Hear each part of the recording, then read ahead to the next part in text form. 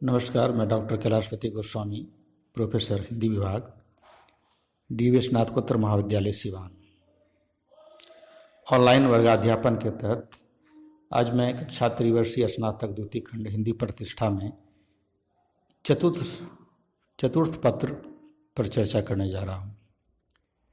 यह पत्र गद्य विधा से है, जिसमें नाटक, उपन्यास, कहानी और निबंध आदि रचनाएं हैं। आज का शीर्षक है प्रेमचंद की औपन्यासिक विशेषता कर्मभूमि के संदर्भ में।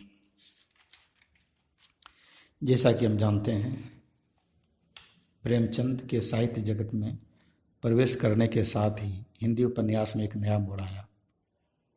अभी तक हिंदी उपन्यासों में पाठक तिलस्म, जासूसी और रोमांस की दुनिया में सैर कर रहे थे। यह दुनिया वास्तविक दुनिया से अलग स्वप्नलोक की दुनिया थी। उन्होंने अपने उपन्यासों के माध्यम से उस दुनिया का परिचय दिया जो हमारी जानी पहचानी थी, हमारे जीवन से घनिष्ठ रूप से संबद्ध थी। वे स्वच्छंदतावादी के उपन्यासकार थे, किंतु अपनी साहित्यिक चेतना में सुधारवादी और राजनीतिक चेतना में गांधीवादी थे। सुधारवादी चेतना के कारण वे सामाजिक सुधार परिष्कार के पक्षपाती थे, तो गांधीवादी होने के कारण राजनीतिक उथल पुथल के हिमायती भी। स्वाभाविक था कि उनके उपन्यासों में सामाजिक परिष्कार और राजनीतिक संघर्ष की स्थितियों का चित्रण होता, और इन स्थितियों की एक समानांतर दुनिया प्रेमचंद के उपन्यासों में दिखाई देती है, मगर बीच बीच में स्वच्छंदतावादी चेतना से भी प्रभावित रहे हैं। मध्यम वर्ग में पैदा होने के कारण वे उस वर्ग के दर्द के भोक्ता सृष्टा दोनों थे। जैसा कि हम जानते हैं, उनका जन्म एक मध्यम वर्गीय परिवार में हुआ था। आर्थिक स्थिति शुरुआत में अच्छी नहीं थी, बावजूद इसके पठन पाठन में उनकी काफ़ी रुचि थी और समाज के प्रति जागरूक थे।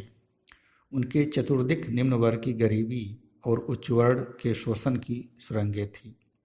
किसान मजदूर शोषित थे, तो पटवारी, पुलिस, महाजन, जमींदार आदि शोषक, मगर इनके बीच किसी वर्ग जन्य संघर्ष की हिमायत उन्होंने नहीं की। इससे समाज के बुनियादी ढांचे में परिवर्तन आया। इस परिवर्तन के लिए न गांधीवादी कांग्रेस तैयार थी और न साहित्यकार और बुद्धिजीवी हृदय परिवर्तन के आधार पर शोषण से मुक्ति पाना चाहते थे।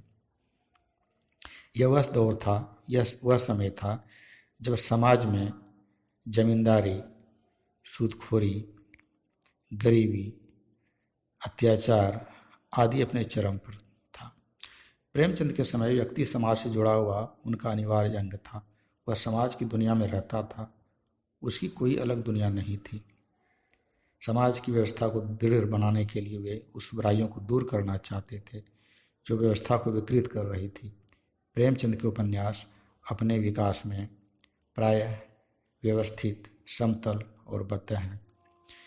जैसा कि हम जानते हैं, पूर्व की कक्षाओं में भी चर्चा हुई है, प्रेमचंद की लगभग 300 कहानियाँ हैं और 12 उपन्यास हैं, और इनकी कहानियों और उपन्यासों की विशेषताओं को ध्यान में रखते हुए इनकी भाषा सरल और सहज बोधगम्य होने के कारण, लोकप्रिय होने के कारण हिंदी साहित्य में प्रेमचंद को कहानी सम्राट और उपन्यास सम्राट के रूप में जानते हैं। इनके उपन्यासों के जहाँ तक सवाल है, इनके उपन्यासों में सेवा सदन, प्रेमाश्रम, रंगभूमि, कायाकल्प, गबन, गोदान, कर्मभूमि आदि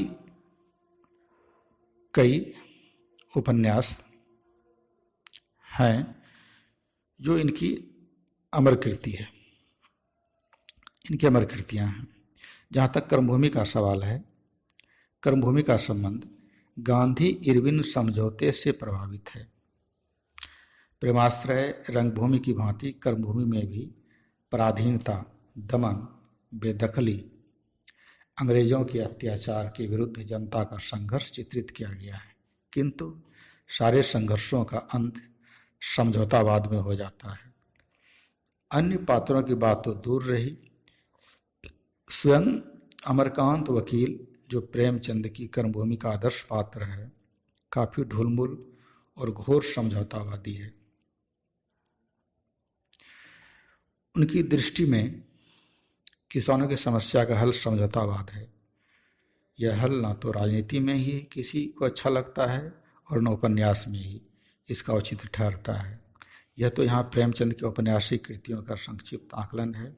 उनका सर्वाधिक चर्चित और प्रभावशाली उपन्यास गोदान है। यह प्रेमचंद का अंतिम और सर्वश्रेष्ठ उपन्यास है। इनमें प्रेमचंद के जीवनानुभव और कलात्मक जगत का सार है। इसकी देहली पर खड़े होकर प्रेमचंद ने स्वयं और अपनी रचनाओं तथा उसमें वर्णित संघर्षों तथा आदर्शों को ढहते हुए देखा है और अपने आप को मोहभंग की स्थिति में पाया है।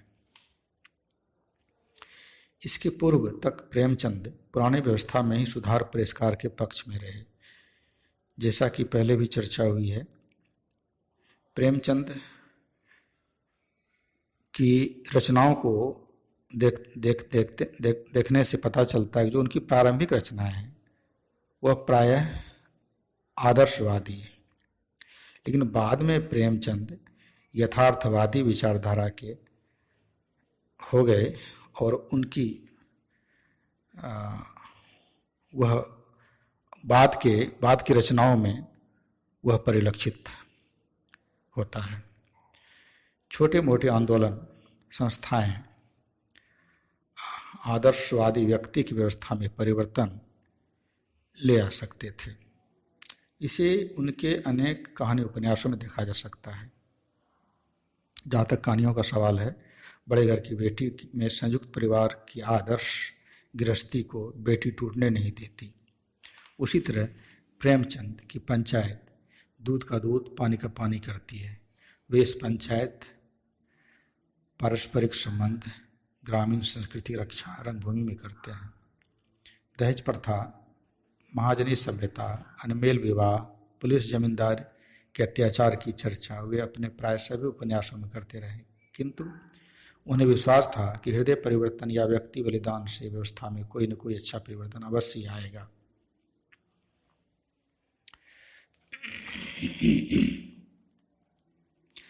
अपनी मानवीय संवेदना की तीखी अनुभूति के कारण ही गोदान प्रेमचंद की सर्वाधिक महत्वपूर्ण रचना है।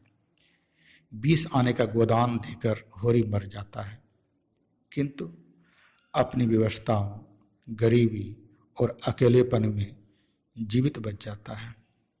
प्रेमचंद पहले उपन्यासकार हैं जिन्होंने हिंदी उपन्यासों को साहित्यिक उपन्यासों का दर्जा दिया। गोदान भारतीय किसानों के दुख दर्द का ही दस्तावेज नहीं है, बल्कि मानवीय संवेदना को भी वह गहरे और घने अर्थ में उजागर करता है। प्रेमचंद की भाषा कथा के सर्वथा उपयुक्त है। इनकी भाषा सरल, सहज और बोधगम्य होती है। कहीं कहीं सांकेतिकता की कमी भाषा को रचनात्मक नहीं होने देती। अपनी कतिपय कमजोरियों के बावजूद प्रेमचंद ने हिंदी साहित्य को बहुत कुछ दिया है। उनका पहला महत्वपूर्ण कार्य यह है कि उनके कारण हिंदी उपन्यासों को साहित्यिक उपन्यासों की श्रेणी प्राप्त हुई। जो कुछ भी हो, इतना तो मानना ही पड़ेगा कि प्रेमचंद हिंदी के उपन्यास सम्राट हैं, जो मरकर भी युगों युगों तक अपनी रचनाओं में अमर रहेंगे। धन्यवाद।